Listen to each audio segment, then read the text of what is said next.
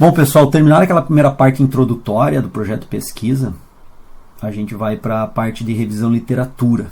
Nessa parte de revisão literatura é bastante importante a gente fazer uma leitura de diferentes fontes literárias, artigos, livros, e poder fazer essa leitura que venha capacitar minha capacidade de interpretar o que eu estou pesquisando, entender o que eu estou pesquisando e saber o que já foi pesquisado sobre o que eu estou pesquisando e o que ainda carece ser melhor entendido. Então a minha revisão de literatura, os tópicos, então por exemplo aqui é o grande capítulo, revisão de literatura. As subdivisões do capítulo de revisão de literatura, essas subdivisões dependerão muito do que você está pesquisando, qual o grau de abrangência que você vai dar, qual é o grau de abrangência daquele objeto de estudo, se ele é muito vasto em termos de várias nuances. Normalmente você vai ter que abrir vários subcapítulos na revisão de literatura, ou menos. Então, dentro do trabalho do Paulo, da Paula e do Caio, vocês podem perceber que a gente abriu um tópico sobre saúde e força muscular, para dar um tópico bem geral, quais são as aplicações do trabalho de força na saúde das pessoas de uma forma em geral. Também na performance e força muscular, vejam bem, a gente procurou trabalhar. E aí já fomos para aspectos bem específicos do objeto de estudo deles, que é o teste URM. Dentro do teste URM, percebam que a gente foi discutir um pouco sobre a confiabilidade do teste. O que se sabe hoje? O teste é confiável? O teste é reprodutível? O que a literatura apresenta até o presente momento? O que nós sabemos sobre esse grau de confiabilidade do teste de um URM? Depois, aplicações do teste URM, ou seja, até o presente momento, o que se identifica na literatura de aplicabilidades ao teste URM. E por último, nós vamos para o que eu chamo de filé mignon, a parte mais importante do projeto deles, que é efetivamente as variáveis do protocolo do teste URM, já que nós estamos estudando uma variável do protocolo do teste. Então essa é uma ideia de montar uma revisão de literatura. O seu orientador pode ter uma ideia um pouco diferente, ou bastante diferente, ou comungar com a mesma ideia que nós temos. Fato é que isso vai depender do objeto de estudo que você tem, as características desse objeto de estudo, o grau de aprofundamento que você quer dar e o que você vai encontrar também na literatura. Então, é um aspecto bem individualizado, os tópicos da revisão de literatura. O que nós temos que ter claro em mente é que essa revisão de literatura, a leitura do que se já estudou, sobre o que se estuda e o que se sabe naquele tema, naquela área de pesquisa, naquele objeto de pesquisa, deve nos ajudar a escrever o texto introdutório, como nós vimos do trabalho de pesquisa, entender esse texto introdutório, ler esse texto introdutório, escrever esse texto introdutório justificando as nossas características, ajudar a montar o nosso objetivo de pesquisa, ajudar a definir a nossa metodologia. Então, por exemplo, ao lermos, por exemplo, variáveis do protocolo do teste URM, nós podemos entender que o teste URM, por exemplo, ele pode ser aplicado solicitando ao indivíduo que realize uma repetição a cada tentativa de aumento de quilagem ou duas. E o estudo que nós levantamos, fazendo um comparativo entre aplicar o teste solicitando ao indivíduo que realize uma tentativa ou aplicar o teste solicitando ao avaliado que realize duas repetições por tentativa, uma repetição ou duas repetições por tentativa apresenta score final diferente de um RM. Ou seja, ou nós fizemos de uma forma ou adotamos de outra no trabalho. Então essa revisão de literatura e esse estudo em particular nos mostra essa característica. Ou vocês, na metodologia do trabalho de vocês, aplicam o teste URM solicitando às pessoas que façam somente uma repetição por tentativa, ou duas. Vocês não podem fazer uma misturanga disso. E aí dentro dessa mistura, dessa oscilação, qual o posicionamento dos pesquisadores? Farão com uma tentativa ou com uma repetição por tentativa ou com duas? Aí vai depender do posicionamento dos pesquisadores. Nós optamos por fazer com duas repetições por tentativas porque é o que se apresenta em maior número na literatura e é o que nos parece também mais clássico em termos de definição do teste URM. Então nós adotamos isso. Mas sabemos que o score com duas repetições exigidas por tentativa aparentemente parece que produz um score final de um URM um pouco mais baixo do que se fosse solicitado uma repetição só. Tem um estudo justificando sobre isso. Então vejam bem, essa tomada de decisão metodológica do trabalho dependeu de uma informação da ciência, uma informação da literatura, uma informação já sustentada na literatura. Uma informação que, diante da nossa revisão da literatura, nós identificamos esse aspecto. Então, características da amostra. Seria interessante trabalhar com indivíduos sedentários? Sim. Porém, o que se sabe é que deveríamos fazer um período de familiarização maior, deveríamos fazer uma estabilização do teste, um RM maior também. Vocês, lendo essa revisão de literatura, vocês vão identificar essa questão da estabilização, que nós estamos fazendo com 2 dias de teste, um RM, para estabilizar os valores. Por que estabilizar os valores do teste, um RM? Porque se deve estabilizar, porque senão os indivíduos vão sofrer efeito aprendizagem e vão melhorar o resultado ao longo do teste, e não é em função do protocolo de medida, é em função da aprendizagem da execução do teste. Existem estudos demonstrando claramente isso. Então a nossa opção foi, vamos trabalhar com indivíduos treinados, porque em indivíduos treinados a literatura mostra que a estabilização dos valores de um RM se faz com um número de sessões menores. Como nós estamos trabalhando para um trabalho de conclusão de curso, e nós temos 6 meses para concluir esse trabalho, nós não podemos ficar muito tempo em coleta de dados. Então, em função disso, e em função da amostra também ficar um pouco mais conveniente, no sentido de ficar mais fácil identificar indivíduos treinados, nós vamos trabalhar com homens e mulheres treinadas, por uma questão de convite à amostra, nós temos mais pessoas que podemos identificar dentro dessa característica, isso é um certo de conveniência dos pesquisadores. Por outro lado, também, indivíduos treinados demandam menor tempo de um RM de estabilização. 2 sessões já são suficientes, é o que a literatura coloca. Se tivéssemos trabalhando com sedentários, mulheres, por exemplo, existem trabalhos mostrando que devem, às vezes, serem executadas 9 sessões de familiarização. Então, isso é um exemplo que eu trago para vocês desse trabalho, que mostra como a revisão de literatura pode contribuir na elaboração da própria metodologia do trabalho. Então, a metodologia, quanto mais nós lemos algo específico, correlacionado com o nosso tema, nós vamos entendendo melhor como executar o nosso trabalho de pesquisa, que é o que vai ser descrito na metodologia. A metodologia basicamente vai descrever o como fizemos. E para isso, vejam bem a importância da revisão de literatura. Ela vai contribuir sobremaneira para que nós venhamos a fazer uma metodologia bem executada, um texto introdutório bem realizado, bem feito, bem executado, baseado nas informações da literatura para apoiar meus argumentos de justificativa e relevância. Vejam bem, o que eu li na literatura vai ajudar os meus argumentos, vai qualificar a minha argumentação da relevância, das justificativas de se fazer aquele estudo científico. Então, quanto melhor for a minha leitura, mais abrangente e qualificada for a minha revisão, melhor tende a ser o meu texto introdutório de justificativa do trabalho. Também tende a ter maior segurança na metodologia executada. E quanto melhor for a revisão de literatura, também vai potencializar a minha discussão dos resultados mais à frente. Ou seja, os resultados que eu vou obter após a coleta de dados, eu vou tratar estatisticamente esses resultados. Vejam bem, até o próprio tratamento estatístico, a literatura vai ajudar a definir qual seria o melhor tratamento. O que vem sendo feito quando se trabalha as variáveis daquela forma.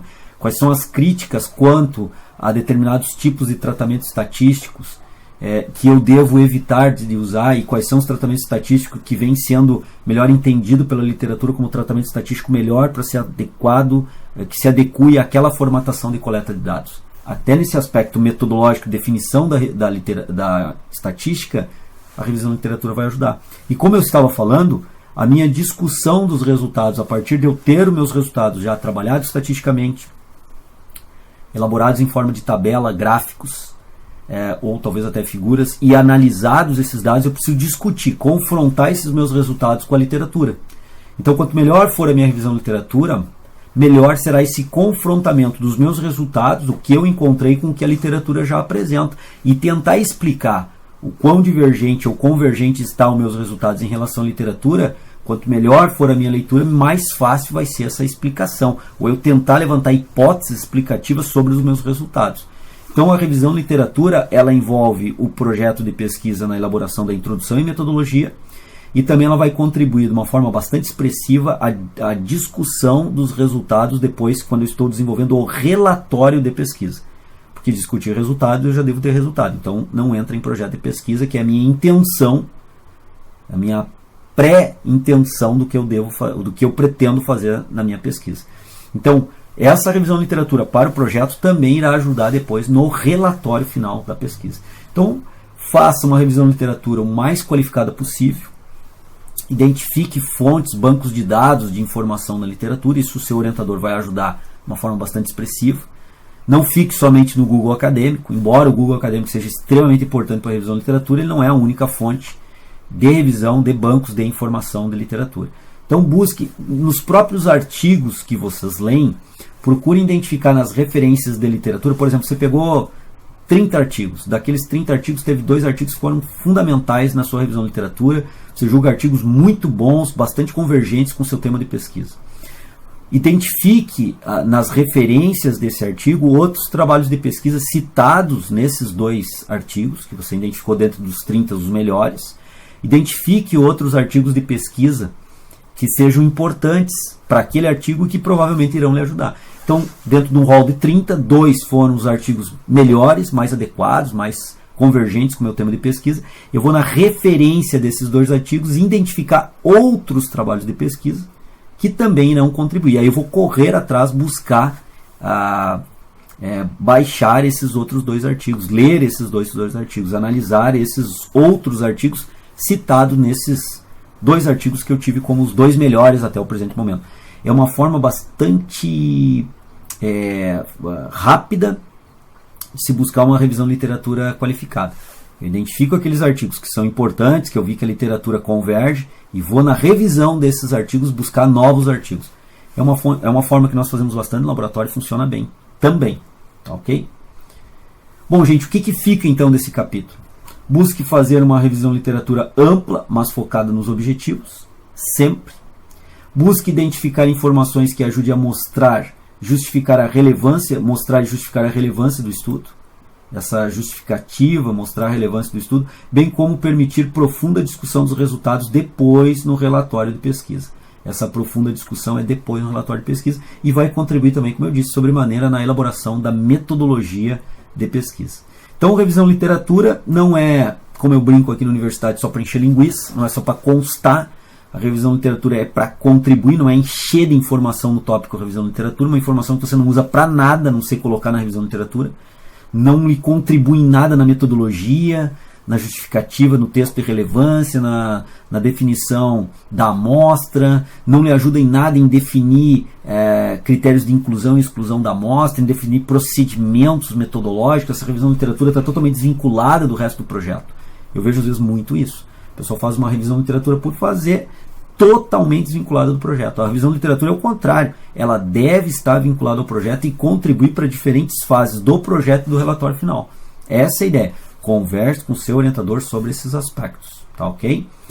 De uma forma geral, eu vejo isso como o mais importante. Isso é o que fica, então, do projeto de pesquisa. Não faça uma revisão de literatura só para constar. Ela deve ser contributiva para o trabalho. Não adianta ler 50 artigos e nenhum contribui para o trabalho.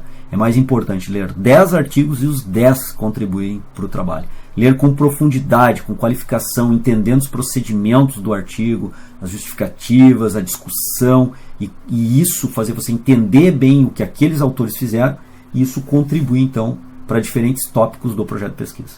Tá, ok? Então cuide muito com a revisão de literatura. Agora nós passamos para o próximo tópico, próximo capítulo do nosso curso. Bom, pessoal, agora nós vamos passar a analisar metodologia, ou seja, é o capítulo 4º aqui do nosso curso e capítulo 3, como a gente pode ver aqui no projeto de pesquisa. Então, capítulo 3, metodologia, logo após a revisão de literatura. Como eu falei na revisão de literatura, ela é fundamental agora para estabelecer alguns detalhes, alguns procedimentos aqui na metodologia. E o primeiro item da metodologia já tem uma participação significativa da revisão de literatura, que é o item 3.1, que seria população e amostra. Descrever bem esse meu grupo amostral. Quem são essas pessoas que eu vou levar a cabo na minha investigação? Quem são as pessoas que eu vou avaliar? Quem são as pessoas que eu vou medir? De que forma eu vou medir? Isso já consta de outra coisa, mas caracterizar bem quem são essas pessoas da amostra. Então veja como é que a gente colocou no projeto de pesquisa que vocês têm aí como modelo. A amostra do presente projeto será constituída de 30 voluntários, 15 homens e 15 mulheres, ou seja, nós temos um N amostral de 30 dividido meio a meio, 15 a 15 em função dos gêneros, jovens e universitários, e aí jovem caracterizando bem a faixa etária de 18 a 35 anos. Então caracterizamos aqui bem a faixa etária dos indivíduos amostrais. Experientes em treinamento de força, mínimo 3 sessões semanais de treino visando desenvolvimento de força e mais de 6 meses praticando o treinamento resistido com peso. Então isso é o que nós caracterizamos nesse presente estudo com indivíduos experientes no TRP para conduzir esse trabalho. Beleza. Então essa é uma forma de apresentar a amostra, detalhar exatamente quem são as pessoas que nós vamos investigar, que nós vamos avaliar. Mas dependendo do estudo que você esteja fazendo, você vai ter mais ou menos características para serem mostradas, para serem apresentadas. Então, por exemplo, o N amostral é básico, então todos vão apresentar o N amostral. Gênero também é básico, deve se apresentar qual é o gênero da pesquisa, se vou trabalhar com homens, com mulheres ou com ambos. A faixa etária, normalmente se apresenta isso para caracterizar quantos anos, se é idoso, se nós estamos trabalhando com idosos, jovens, o quão jovens são. Então esses são pontos importantes. Então faixa etária, gênero e o N amostral é básico praticamente para toda a definição de grupo amostral. Agora, algumas características podem ser específicas aqui ao trabalho de pesquisa executado. Então, por exemplo, nós podemos, como no caso aqui, definir nível de treinabilidade e definir como eles foram treinados. Se são portadores de alguma patologia específica, então você poderia estar pesquisando algo sobre hipertensos, caracterizar então o que seria hipertenso no trabalho, com pressão arterial sistólica acima de 160, 170. Preferencialmente nesses casos, veja bem, você vai definir a amostra que você está trabalhando com indivíduos hipertensos. Muito bem, daí você vai definir qual é o nível de pressão arterial sistólica, o ponto de corte a partir do qual você considera aqueles indivíduos hipertensos. Eu dei um exemplo aqui colocando 160 milímetros de mercúrio, ou seja, de 160 milímetros de mercúrio para cima, você caracteriza no seu estudo como hipertenso. O ideal nesses casos é seguir alguma normativa. Então, algum órgão, por exemplo, a Sociedade Brasileira de Hipertensão, tem uma normativa onde ela caracteriza os indivíduos normotensos, hipertensos, hipotensos, e dentro dos hipertensos como leve, moderados e graves. Então, você vai pegar aqueles pontos de corte da normatização da Sociedade Brasileira de Hipertensão e usar no seu trabalho. É melhor do que você criar um ponto de corte particular. Bom, nesse trabalho eu entendo como hipertenso quem tem pressão arterial acima de 160 milímetros de mercúrio. É uma forma, é uma ideia, mas é melhor que você esteja apoiado em algum órgão que tenha maior peso e que, por exemplo, a Sociedade Brasileira de Hipertensão, ela tem vários profissionais atuantes naquela área e ela, através de vários estudos e do co-entendimento desses profissionais com larga experiência nessa área, entendem que a caracterização de hipertensão leve é de um patamar pressórico tal a um patamar pressórico tal. Hipertensos graves é de um patamar pressórico X a X mais Y. Então você não estaria expondo o seu posicionamento particular. Você segue um órgão internacional ou nacional de renome. Sempre é melhor trabalhar dessa forma. Você está trabalhando, por exemplo, com indivíduos diabéticos. Bom, você definiu a diabetes no seu estudo como? Qual foi o critério? Você usou alguma sociedade brasileira de diabetes, alguma coisa do gênero? Indivíduos com risco cardíaco. Como é que você identifica esse risco cardíaco? Busque órgãos que tenham renomada e conhecida competência em caracterizar essas amostras e vejam quais são os pontos de corte utilizados por esses órgãos. Então, por exemplo, indivíduos cardiopatas se considera tanto ou determinados fatores. Siga esses fatores. Você vai estar apoiado nesses órgãos. E aí a sua revisão de literatura também tem que expandir nessa direção. Isso vai contribuir de uma forma muito grande para o seu conhecimento e controle da sua amostra. Você está usando algo que já foi vastamente estudado, caracterizado e lançado os pontos de corte. Você não está lançando um ponto de corte pessoal do trabalho.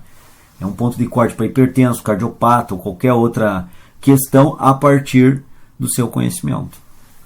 Atletas, por exemplo. Agora veja bem, vou trabalhar com atletas de endurance. O que eu vou considerar atletas de endurance? Com um volume de treinamento semanal do mínimo de 40 km rodados por semana. E que treinem no mínimo 4 anos. Então, quando é atleta e eu não tenho nenhuma normativa, nesse caso eu posso usar uma normativa particular, pessoal minha. Então eu vou considerar como atleta de endurance, aqueles que obviamente treinam isso, mas que rodem por semana 40 km. Aí vem um detalhe, qual é o seu nível de conhecimento sobre isso? 40 km, que tenham rodado 40 km na semana, é muito ou é pouco? Caracteriza realmente um atleta bem condicionado em endurance rodar por semana, semanalmente, no mínimo 40 km? E seria interessante colocar o mínimo e o máximo, então entre 40 a 50 km semanais. E também não colocar uma amplitude muito grande, que treine no mínimo 40 km semanais a 200 km semanais. Você tem uma variabilidade de treinabilidade desses atletas enorme. Você tem indivíduos que treinam 4 vezes por semana e rodam ao longo dessa semana 40 km, 10 km por dia, o que não seria muito alto, talvez não caracterize o atleta que você pretende caracterizar como de alto rendimento e alto volume de treinamento, e teriam os outros que estariam rodando 200 km por semana, o que é extremamente alto. Então, você teria uma margem, uma amplitude muito grande para caracterizar esse atleta. Então, você deve buscar uma questão que homogeneize mais e não que deixe tão heterogêneo essa identificação. Então, veja bem, você caracterizando do seu ponto de vista, que é o caso dos atletas, e não usando um órgão para os pontos de corte, como era o caso do hipertenso, do diabético, que eu citei antes, você pode abrir um flanco para críticas.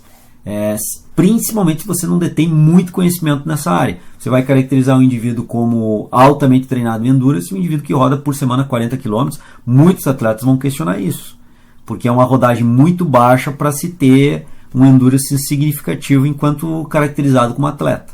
Então tome cuidado, quando você vai expor um ponto de corte para caracterizar a amostra que você está criando, é importante que você detenha um ótimo conhecimento nessa área. Se não, como eu disse, sigam outros órgãos que já estabeleceram isso, que você fica mais seguro, fica mais pautado no que você está fazendo. Tome cuidado com esse aspecto. Mas de qualquer forma, você tem que definir bem o grupo amostral que você está estudando e caracterizar isso na população e amostra. Deixar bem claro quais são esses indivíduos, quais são as características desses indivíduos que você está estudando. Até porque na delimitação do estudo isso também vai fazer parte. Nós não poderemos expandir os resultados além daquelas características amostrais que você foi estudado. Então, se os indivíduos foram jovens, e eu estou querendo extrapolar os resultados para idosos, é impossível. Talvez até seja, mas eu não tenho garantia nenhuma que possa se extrapolar, porque foi estudado em indivíduos de 18 a 35 anos, e eu estou querendo extrapolar aquele resultado para indivíduos de 70 anos. Pode ser que isso seja verdade, mas pode ser que não. Então, definir claramente qual é a amostra é fundamental e é o primeiro item da metodologia. Na metodologia, nós vamos responder ao longo dos itens da metodologia, material e método, um artigo e pesquisa, é o como nós pretendemos colocar em curso nossa pesquisa, como nós pretendemos efetivamente executar, como nós vamos executar nossa pesquisa, como vamos realizar, quais são os instrumentos, a amostra, as características, ou seja, tudo está envolvendo como vamos executar aquela ideia de pesquisa proposta lá na introdução e feita a revisão de literatura no capítulo 2. Ok?